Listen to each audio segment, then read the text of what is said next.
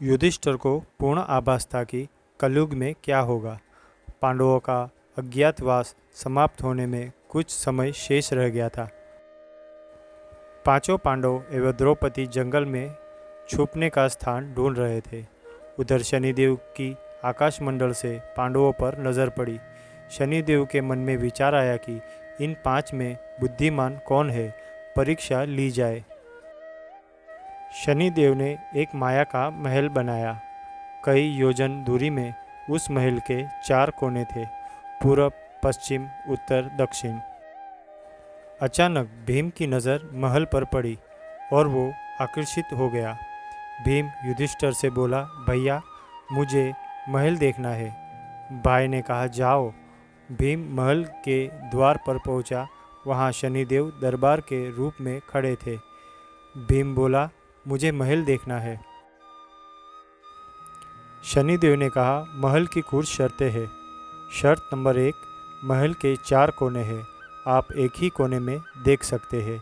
शर्त नंबर 2, महल में जो देखोगे उसकी सार सहित व्याख्या करोगे। और शर्त नंबर 3, अगर व्याख्या नहीं कर सके तो कैद कर दिए जाओगे। भीम ने कहा, मैं स्वीकार करता हूँ, ऐसा ही होगा। और वो महल के पूर्व छोर की ओर गया। वहाँ जाकर उसने अद्भुत पक्षी, पंछी और फूलों एवं फलों से लदे वृक्षों का नज़ारा देखा। आगे जाकर देखता है कि 3 कुएं हैं, अगल बगल में छोटे कुएं और बीच में एक बड़ा कुआं। बीच वाला बड़े कुएं में पानी का उफान आता है और दोनों छोटे खाली कुएं को पानी से भर देता है। फिर कुछ देर बाद दोनों छोटे कुएं में उफान आता है तो खाली पड़े बड़े कुएं का पानी आधा रह जाता है। इस क्रिया को भीम कई बार देखता है पर समझ नहीं पाता और लौटकर दरबान के पास आता है। भीम, महाशय, मैंने पेड़ पौधे, पशु पक्षी देखा, वो मैंने पहले कभी नहीं देखा था, जो अजीब थे।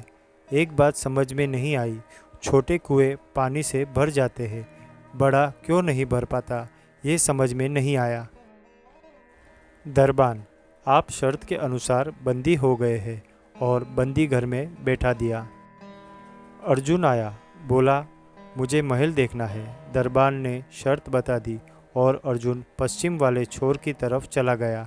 आगे जाकर अर्जुन क्या देखता है। एक खेत में 2 फसल उग रही थी। एक तरफ बाजरे की फसल, दूसरी तरफ मक्के की फसल।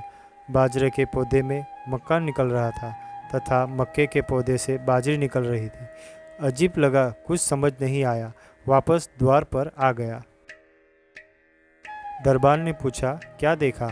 अर्जुन बोला, महाशय, सब कुछ देखा पर बाजरा और मक्का की बात समझ में नहीं आई। दरबान ने कहा, शर्त के अनुसार आप बंदी है। नकुल आया, बोला, मुझे महल देखना है। फिर वह उत्तर दिशा की ओर गया। वहाँ उसने देखा कि बहुत सारी सफ़ेद गायें जब उनको भूख लगती है तो अपनी छोटी बच्चियों का दूध पीती है। उसे कुछ समझ नहीं आया। द्वार पर आया। दरबान ने पूछा, क्या देखा? नकुल बोला, महाशय, गाय बच्चियों का दूध पीती है, यह समझ नहीं आया, तब उसे भी बंदी बना लिया। सहदेव आया, बोला, मुझे महल देखना है और वह दक्षिण दिशा की ओर गया। अंतिम कोना देखने के लिए क्या देखता है, वहाँ पर एक सोने की बड़ी शिला एक चांदी के सिक्के पर टिकी हुई, डगमग डोले पर गिरे नहीं, छूने पर भी वैसे ही रहती है। समझ नहीं आया। वो वापस द्वार पर आ गया और बोला, सोने की शिला की बात समझ में नहीं आई, तब वह भी बंदी हो गया। चारों भाई बहुत देर से नहीं आए, तब युधिष्ठिर को चिंता हुई। वह भी द्रौपदी सहित महल में गए। भाइयों के लिए पूछा, तब दरबान ने बताया, वो शर्त अनुसार बंदी है। युधिष्ठिर बोला, भीम, तुमने क्या देखा? भीम ने कुएं के बारे में बताया।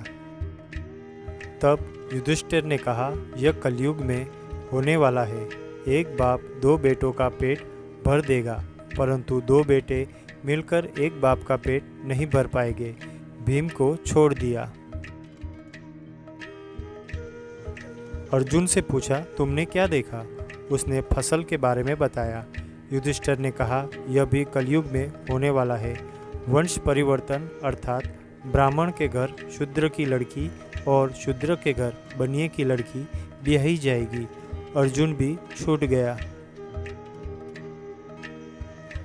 नकुल से पूछा, तुमने क्या देखा? तब उसने गाय का वृत्तांत बताया। तब युधिष्ठिर ने कहा, कलयुग में माताएं अपनी बेटियों के घर पे पलेगी, बेटी का दाना खाएगी और बेटे सेवा नहीं करेंगे। तब नकुल भी छूट गया। सहदेव से पूछा, तुमने क्या देखा? उसने सोने की शिला का वृत्तांत बताया।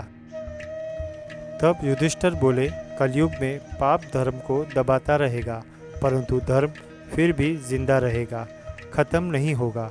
आज के कलयुग में यह सारी बातें सच साबित हो रही है। तो मित्रों, ये थी एक पौराणिक कथा। तो मित्रों, आपको ये रोचक कहानी कैसी लगी, ये प्लीज़ कमेंट के द्वारा बताइए। आपके किसी भी प्रश्न एवं सुझाव का स्वागत है। कृपया शेयर और लाइक करें और मेरी श्याम वचन चैनल से जुड़े रहने के लिए प्लीज़ सब्सक्राइब करें। धन्यवाद।